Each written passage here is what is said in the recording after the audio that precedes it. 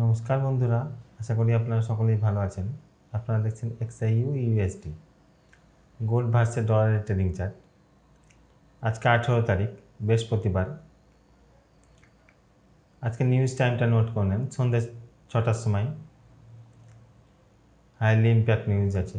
News টাইমে আপনার trade থেকে বিরত থাকার চেষ্টা করুন। মার্কেট ভোলাটাইল হয়, স্টপ লসে হান্টিং করবার সম্ভাবনা থাকে। দেখুন, এটা একটা ডেইলি ক্যান্ডেল। কতদিন যে ক্যান্ডেলটা ক্রিয়েট হয়েছে, একটা বিয়ারিশ ক্যান্ডেল ক্রিয়েট হয়েছে, কিন্তু এখন আমরা ডেলিতে স্ট্রাকচারাল বেসিসে কিন্তু সেলে কনভার্ট হয়নি।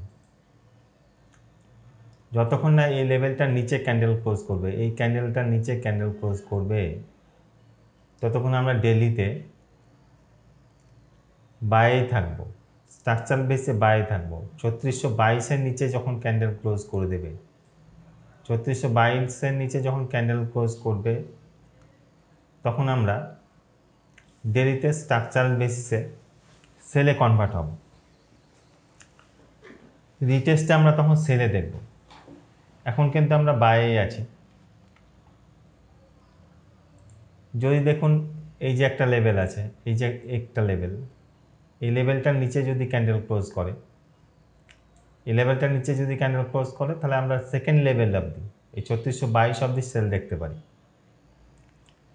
3622 অবধি তখন সেল দেখতে পারি। 3622-এর নিচে যদি ক্যান্ডেল ক্লোজ করে, তাহলে তখন রিটেস্টে সেল দেখব।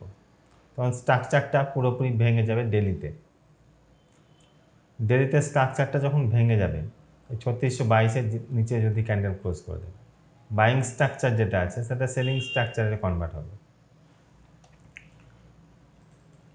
আসা যাক H4 ক্যান্ডেলে। H4 ক্যান্ডেলে দেখুন কি সিচুয়েশন ক্রিয়েট হয়েছে। H4 ক্যান্ডেলেও কিন্তু আমরা এখনো অবধি বাইরে আছি। H4 ক্যান্ডেলেও আমরা কিন্তু এখনো অবধি বাইরে আছি। যতক্ষণ না এই লেভেলটার নিচে ক্যান্ডেল ক্লোজ করবে, এই লেভেলটার নিচে ক্যান্ডেল ক্লোজ করবে 3619, এই লেভেলটার নিচে যদি ক্যান্ডেল ক্লোজ করে দেয়, তাহলে আমরা স্ট্রাকচারাল বেসিসে H4-এ স্ট্রাকচারাল বেসিসে আমরা কিন্তু সেলে কনভার্ট হবো। তখন রিটেস্টে আমরা তখন সেল দেখতে থাকবো। আবার H1-এ সিচুয়েশন কি ক্রিয়েট হচ্ছে দেখা যাক।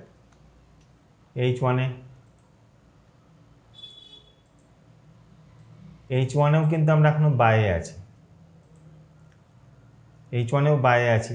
যদি আমরা এই লেভেলটার নিচে ক্যান্ডেল ক্লোজ করে দেয়, এই 3630-এর নিচে ক্যান্ডেল ক্লোজ করে দেয়, তাই রিটেস্টে আমরা তখন সেল দেখব। আবার দেখুন উল্টো দিক দিয়ে এইখানে কিন্তু একটা হাই ক্রিয়েট হয়েছে। আবার এখানে দেখুন একটা লো ক্রিয়েট হয়েছে। আবার এখানে দেখুন এই লোটাকে ব্রেক করেছে, এইখানে লোটা। আবার এখানে একটা লো ক্রিয়েট হয়েছে। আবার এখানে একটা লো ক্রিয়েট হয়েছে।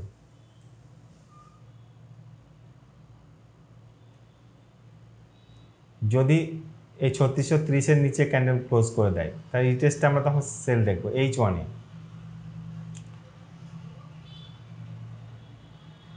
H1-এ তখন আমরা সেলিং স্ট্রাকচার, যেটা বাইং স্ট্রাকচার, সেটা ভেঙে যাবে, দিয়ে সেলিং স্ট্রাকচারে কনভার্ট হবে।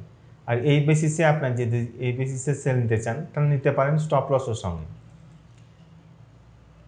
স্টপ লসের সঙ্গে তখন সেল নেবেন। আমি জোনগুলো দিয়ে দিচ্ছি, এই জোনে থেকে ট্রেড করবেন। আবার M30-তে দেখুন কি সিচুয়েশন ক্রিয়েট হয়েছে। M30-তেও আমরা কিন্তু এখন বাইরে আছি। যদি এই লেভেলটার নিচে ক্যান্ডেল ক্লোজ করে দেয়, এই যে একটা লেভেল আছে, এই লেভেলটার নিচে ক্যান্ডেল ক্লোজ করে, তখন আমরা স্ট্রাকচার বেসিসে তখন সেলে কনভার্ট হবে। তখন স্ট্রাকচার বেসিসে সেলে কনভার্ট হবে। তাছাড়া আমরা বাইং স্ট্রাকচারেই আছি। রিটেস্টে সবসময় বাই দেখতে থাকবো। জোনগুলো দিয়ে দিচ্ছে, এই জোনে থেকে ট্রেড করবেন, জোনের বাইরে ট্রেড করবেন না।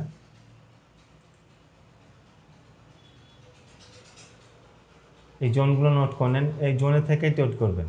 জোনের বাইরে স্টপ লস লাগিয়ে স্টপ লস লাগিয়ে জোনের থেকে ট্রেড করবেন, জোনের বাইরে, এই জোনের বাইরে কখনোই ট্রেড করবেন না। এই জোনগুলো নোট করে নেন, এই জোনগুলো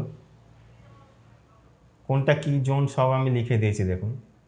আর এই জোনের থেকে ট্রেড করবেন। আমি এখানে একটা জোন দিয়েছিলাম দেখুন, 3644 টু 46, 2 পিপসের একটা জোন দিয়েছিলাম। তখন দেখুন 3646-এ টাচ করেই উপর দিকে কতটা প্রফিট দিয়েছে, উপর দিকে প্রফিট দিয়েছে। তাই এখানে জোনে থেকে ট্রেড করবেন, স্টপ লসের সঙ্গে জোনে থেকে ট্রেড করবেন। আর রিজেকশানটা দেখবেন 1 মিনিট কিংবা 5 মিনিটে একটা রিজেকশান দেখবেন। ইউএস সেশনে 1 মিনিটে রিজেকশান এন্ট্রি নিতে পারেন। আর অন্যান্য টাইমে আপনি 5 মিনিটের রিজেকশানটা দেখবেন যে 5 মিনিট ক্যান্ডেলে রিজেকশান দিচ্ছে কিনা, তখন রিজেকশান দেখে তারপরে ট্রেডে এন্ট্রি নেবেন। ধন্যবাদ।